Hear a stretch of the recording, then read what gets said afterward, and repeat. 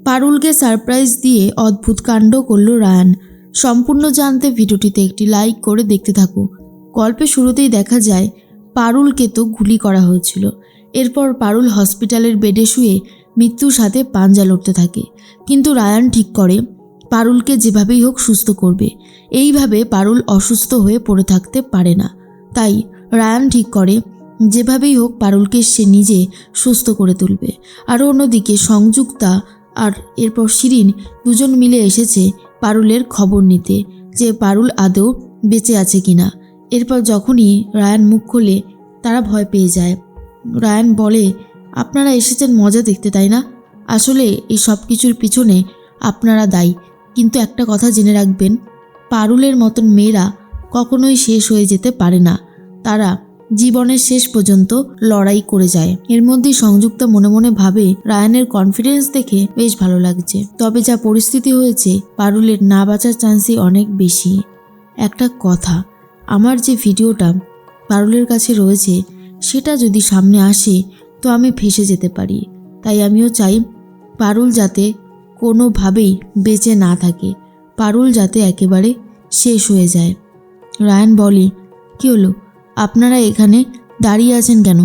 এক্ষুনি এখান থেকে চলে যান, বেরিয়ে যান বলছি। আপনাদের মতো শুভাকাঙ্ক্ষী আমার চাই না। আশা করছি আপনি বুঝতে পেরেছেন। আমি ঠিক পারুলকে সুস্থ করে তুলবই।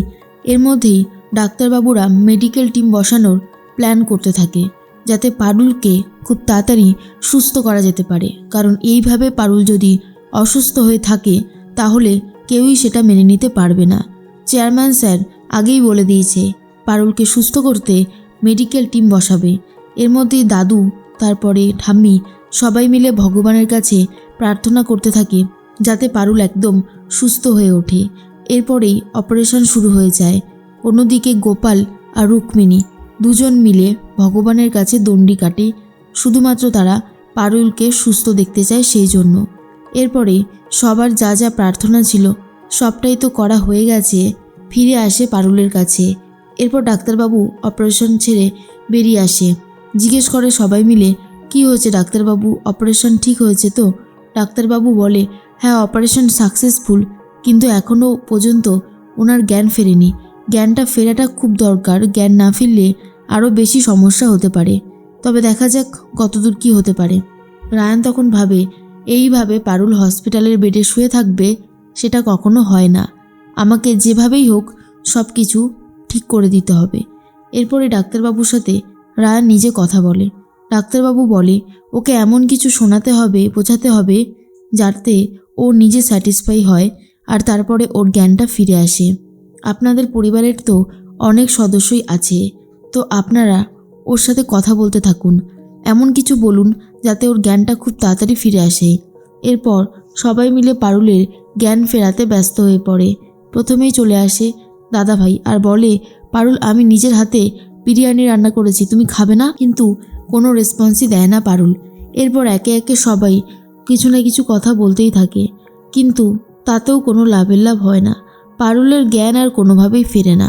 এরপর সবাই তো চেষ্টা করেছে, যখন রায়ান দেখছে কোনো তাতেই কিছু হলো না, রায়ান এরপর নিজে চেষ্টা করতে থাকে। রায়ান তখন বলে, কিরে জন্তু, ওঠ না, এইভাবে শুয়ে থাকিস না।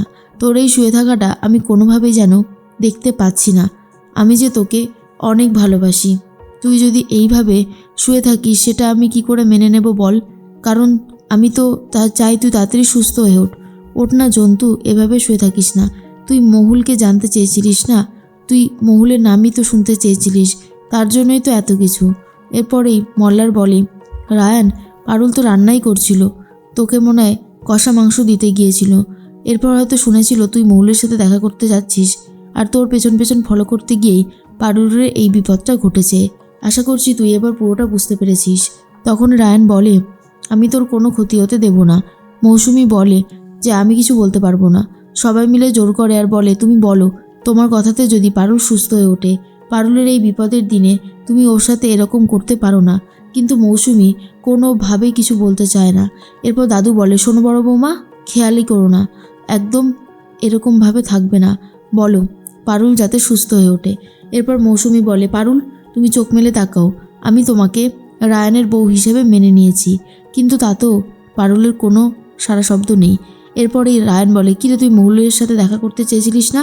আমি নিজে মহুলকে এখানে আনবো, চোখ খুল। এরপরেই পারুল চোখ খুলে তাকায়, আর রায়ান তখন বলে, দেখলি তো জন্তু, আমি জানতামই যে তুই এই কথাটাতে তাকাবি। তুই ঠিক আছিস তো জন্তু? তোকে সুস্থ করার জন্য আমি কত লড়াই চালিয়েছি, তুই কি সেটা জানিস? আমি চাই যে তুই সুস্থ হয়ে যা, আর যাতে কোনো বিপদ না থাকে। পারুল বলে, রায়ান, তোকে আমি খুব ভালোভাবে চিনি, তুই কি করতে পারিস আর কি পারিস না।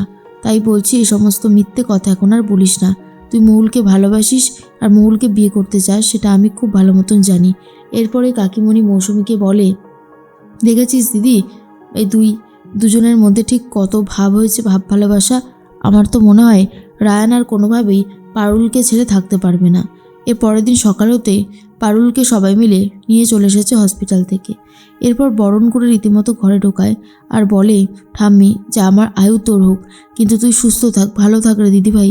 এরপর পারুলকে দেখার পরে দাদু বলে, দিদিভাই, তুই কিন্তু অনেক বড় একটা বিপদ থেকে বেঁচে ফিরেছিস, তোকে কিন্তু এখন অনেকগুলো নিয়ম কানুন মানতে হবে, কেমন? পারুল তখন বলে, হ্যাঁ দাদু, তুমি ঠিক যেমন যেমন বলবে তেমন তেমনই হবে। এরপর সবাই মিলে বলে, পারুল বাড়ি ফিরে এসেছে, আজকে আমাদের জমিয়ে খাওয়া দাওয়া হবে, কেক বানানো হবে। এরপরেই তখন পারুল বলে, ঠিক আছে, আমি যখন ফিরে এসেছি তখন এই কেকটা বানানোর দায়িত্ব আমার। কিন্তু তখনই তরিতা বলে, না পারুল, তোমাকে এখন রেস্ট নিতে হবে।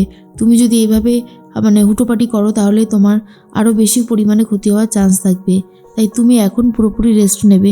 টগর তো আছে, টগর করে দেবে। কিন্তু টগর বলে, আমি করতে পারবো না, অসম্ভব, আমার দ্বারা এসব হবে না, ওসব পারুলই ভালো পারবে।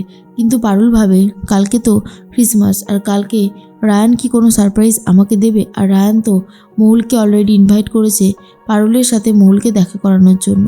তখনই রায়ান ভাবে, এইবার দেখবি জন্তু, কীরকমভাবে তোদের আলাপটা হয়।